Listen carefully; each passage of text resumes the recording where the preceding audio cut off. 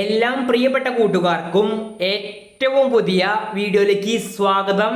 School തുറക്കലുമായി ബന്ധപ്പെട്ട് വളരെ പ്രധാനപ്പെട്ട അപ്ഡേറ്റ് ആണ് ഈ വീഡിയോയിലൂടെ നിങ്ങളുമായി പങ്കുവയ്ക്കാൻ പോകുന്നത്.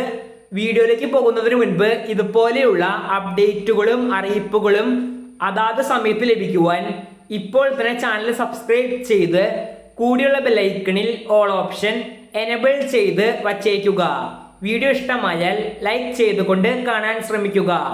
അപ്പോൾ നമുക്ക് നേരെ വീഡിയോയിലേക്ക് പോകാം. സംസ്ഥാനത്ത് അടുത്ത 2 ദിവസം ശക്തമായ മഴ തുടരുമെന്നാണ് കേന്ദ്ര കാലാവസ്ഥാ വകുപ്പിന്റെ മുന്നറിയിപ്പ്. ശക്തമായ മഴയും കാറ്റിനും സാധ്യത ഉള്ളതിനാൽ റെഡ്, ഓറഞ്ച് അലേർട്ടുകൾ പോലെയുള്ള അലേർട്ടുകൾ വിവിധ ജില്ലകളിൽ പ്രഖ്യാപിച്ചിട്ടുണ്ട്. സ്കൂൾ തുറക്കുന്നതിന് മുന്നോടിയായിട്ട് വിദ്യാഭ്യാസ മന്ത്രിയുടെ പുതിയ അറിയിപ്പ് വന്നിട്ടുണ്ട്.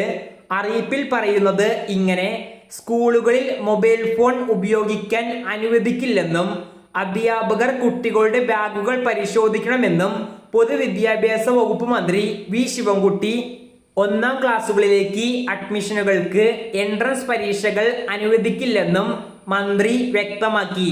അതുകൂടാതെ ഈ അധ്യയന വർഷത്തെ പ്രവേശനോത്സവം ജൂൺ 2 രാവിലെ 10 മണിക്ക് ബഹുമാനപ്പെട്ട മുഖ്യമന്ത്രി ഉദ്ഘാടനം ചെയ്യും. ആലപ്പുഴ ജില്ലയിലെ കലവൂർ ഗവൺമെന്റ് ഹയർ സെക്കൻഡറി സ്കൂളിലാണ് പ്രവേശനോത്സവം നടക്കുക. ഇതോടൊപ്പം മറ്റു ജില്ലകളിലും പ്രവേശനോത്സവം അതാത് സ്കൂളുകളിൽ നടക്കും.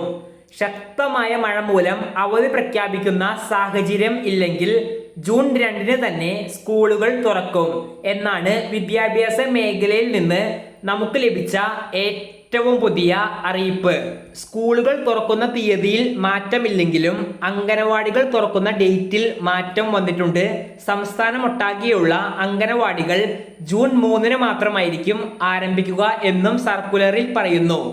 അപ്പോൾ ഈ വീഡിയോ ഇവിടെ അവസാനിക്കുന്നു. ഇതുപോലെ സ്കൂൾ സംബന്ധമായ അറിയിപ്പുകളും അവധി അറിയിപ്പുകളും അതാത് സമയത്ത് ലഭിക്കുവാൻ ഇപ്പോൾ തന്നെ ചാനൽ സബ്സ്ക്രൈബ് ചെയ്ത് കൂടിയുള്ള ബെല്ലൈക്കണിൽ ഓൾ ഓപ്ഷൻ എനേബിൾ ചെയ്ത് വച്ചേക്കുക.